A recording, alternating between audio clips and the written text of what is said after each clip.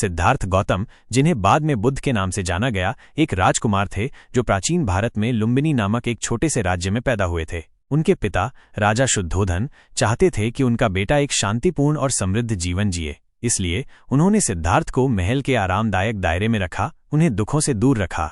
हालांकि सिद्धार्थ जिज्ञासु थे और बाहरी दुनिया की झलक पाने के लिए तरसते थे। एक दिन उन्होंने महल के बाहर की दुनिया की एक झलक देखी। एक बूढ़ा आदमी, एक बीमार व्यक्ति, एक शव और एक भिक्षु।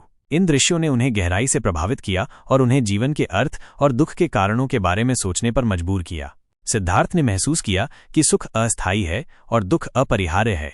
उन्होंने महल के आरामदायक जीवन को त्यागने का फैसला किया और एक साधु के रूप में जीवन जीने के लिए निकल पड़े। उन्होंने 6 साल तक कठोर तपस्या की, लेकिन उन्हें सत्य का ज्ञान नहीं मिला।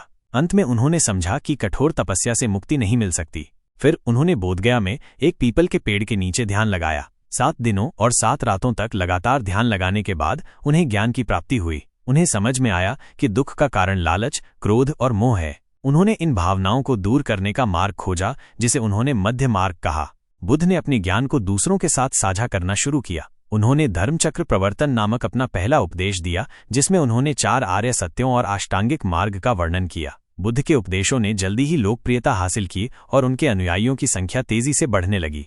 बुद्ध ने अपने जीवन के शेष समय को उपदेश देने और लोगों को दुख से मुक्ति पाने का मार्ग दिखाने में लगा दिया।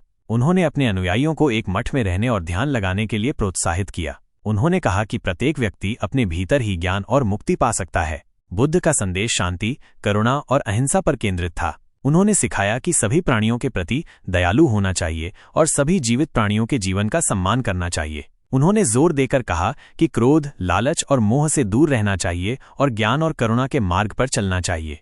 बुद्ध ने 80 वर्ष की आयु में कुशीनगर में महापरिनिर्वाण प्राप्त किया। हालांकि उनके उपदेश आज भी दुनिया भर में लाखों लोगों को प्रेरित करते हैं। बौद्ध धर्म, जो बुद्ध के उपदेशों पर आधारित है, दुनिया के प्रमुख धर्मों में से एक है और शांति, करुणा और अहिंसा के संदेश को दुनिया भर में फैलाता है।